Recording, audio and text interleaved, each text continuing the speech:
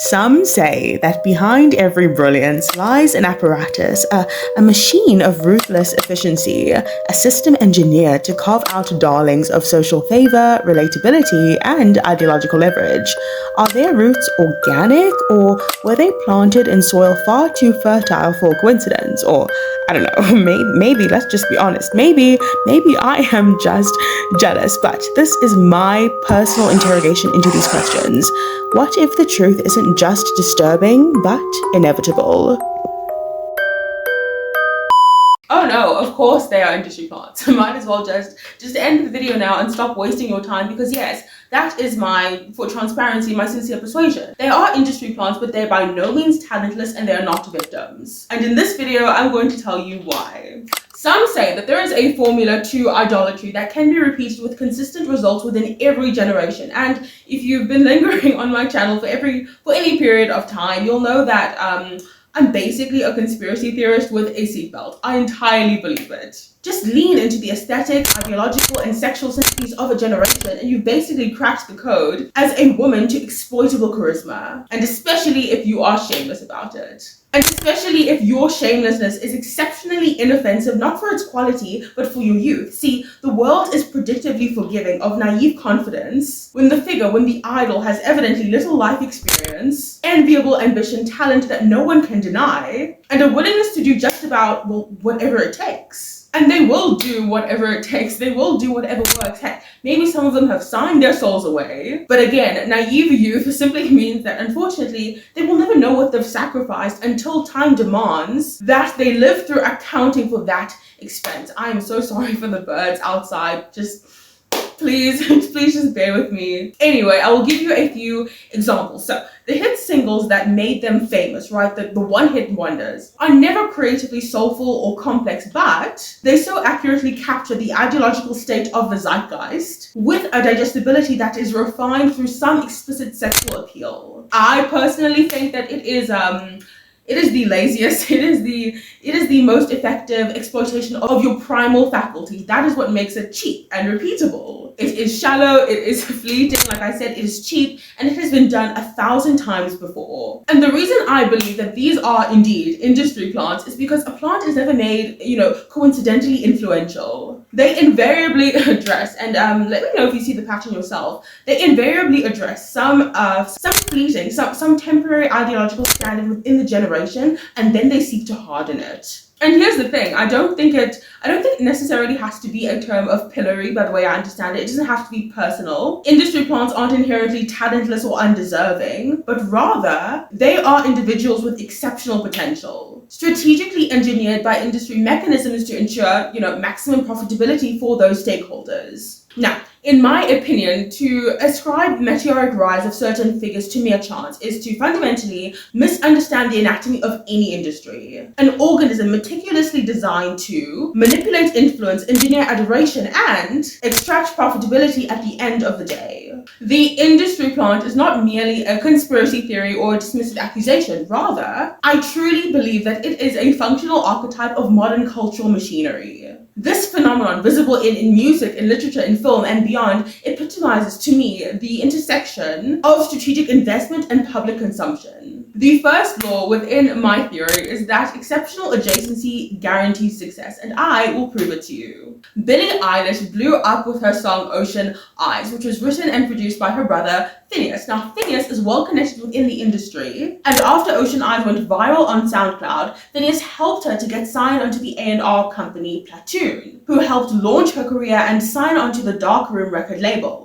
Phineas has also, and by Billie Eilish's own admission, helped her write and produce some of Billie's biggest hits, including Bad Guy, I'm sure you've heard of that one, and You Should See Me in a Crown. Another example, consider the rise of Ice Spice, whose ascension has been marked by precise timing and suspiciously undeniable record support. Similarly, and I think obviously more familiar to me because spoiler alert, I'm from South Africa, Tyler's music, while strategically aligned with global trends, is aligned with the zeitgeist. It ensures that her music transcends borders, which it does. I am from South Africa, and again, all transparency, nothing personal against the girl. She is obviously exceptionally talented, but guess what? She has also received exceptional local and international industry support compared to adjacent burgeoning stars from the global south, and I will insert some some pictures for some of you, just so that you can get what I'm trying to say. Herein lies the principle. Herein lies the second aspect of my theory. Behind all of these stars are labels that have invested in their adjacency to virality, which, in my opinion, is a currency far more potent than talent alone. Historically, right? Look at the Beatles. They truly do epitomize the power of exceptional adjacency to the people who have the resources to build you. Though undeniably talented and obviously just not my time, I can still acknowledge that their partnership with George Martin and the backing of EMI, a label with unparalleled resources, this support catapulted them from local stars to global icons. And it was this adjacency to industry machinery that transformed their potential into, in my opinion, an inevitability. Then we have Law 3, the formula of idolatry, which I did speak on in the beginning of this video, but I think it'll behoove us to just unpack that a little bit more. Idolatry is not an organic phenomenon. It is engineered. The formula, you guys, is simple yet effective. Craft a figure who embodies the aesthetic, the ideological, and the sexual sympathies of their time, of their generation, and you have personified a product with near universal appeal. This formula has been repeated across generations with unwavering success. More examples, because, we're making a case here, right? David Bowie, the ideological edge of the Sex Pistols. And of course, like I mentioned before, the youthful naivety of contemporary stars like Ice Spice and Tyler, they all serve to exploit our primal faculties. These qualities are not merely coincidental, they are the product of international branding. Like I've said before, I am a shameless conspiracy theorist with a seatbelt, and the more I look at these figures, the more I feel my seatbelt slipping away from me. Seriously, look at David Bowie's androgyny. Look at the radical reinventions that mirrored the cultural upheavals of the 1970s. Just as the unfiltered confidence of Ice Spice, and honestly, I don't even like the word confidence because I don't think what she is embodying is confidence. But whatever, it resonates with a generation practically raised on social media's immediacy. See, the formula thrives on simplicity. Chart-topping singles rarely challenge the listener. Instead, they offer digestible narratives and hypnotic repetition. And the thing is, the same principle applies to literary genres, where bestsellers often prioritize accessibility over profundity, ensuring mass appeal. You guys know that I am a huge reader. I love reading, and seeing this manifest in real time has been so fascinating. There's a case I want to conscientize you to. It has been so interesting to see the conspiracy theories that suffocate the New York Times bestseller list, but that is for later in the video. Where are we now?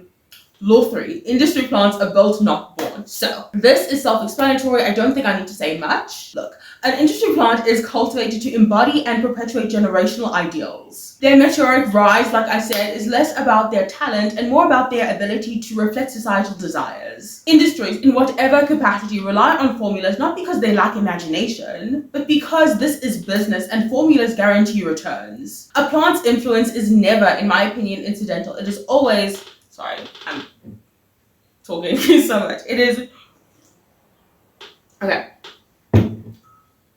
It is always exploitative of a cultural bias, of a cultural anxiety, and I know that I might get flamed for this one, but it is also exploitative of a cultural addiction, a struggle, something deep and painful that the generation can relate to. It does not have to be sex. Look, it can be depression, it can be suicidality. Look, there is a reason for dark music trends. Like I said before, the literary industry is also no exception to the omnipresence of industry plants. The New York Times bestseller list, a supposedly meritocratic ranking of literary success, is shrouded in controversy for its opaque methodologies and alleged manipulation. Insiders have long whispered about bulk buying, where publishers essentially just purchase, thousands of copies of a book to artificially inflate its ranking. Consider the case of Lanny Sarum's A Handbook, it was called A Handbook for mortals. Do you guys remember that? Do you guys remember the clownery that was? The book notoriously debuted on the New York Times bestseller list, despite its obscurity only for, investigative journalists to discover that its placement was orchestrated through bulk buying. Similarly, whispers of favoritism have plagued the list, with critics essentially just alleging that authors backed by powerful publishers or possessing insider connections are disproportionately favored. The New York Times bestseller list, in my opinion, serves as yet another reminder that the machinery of influence extends far beyond music, far beyond film, far beyond entertainment. Because here too, unfortunately, success is engineered, and that is sad because I want to write a book one day. But yeah, success here is also engineered, and this, unfortunately, is a fact obscured by the myth of meritocracy. Okay, I've been talking for a really, really long time. It's fine. It's time for me. I think. Let's just wrap this up. Let's conclude my thesis. There are obviously, other case studies that I have prepared, but I'm tired. Guys, I'm exhausted. So to tether the conclusion of my argument to the last thing that I was talking about, what was it?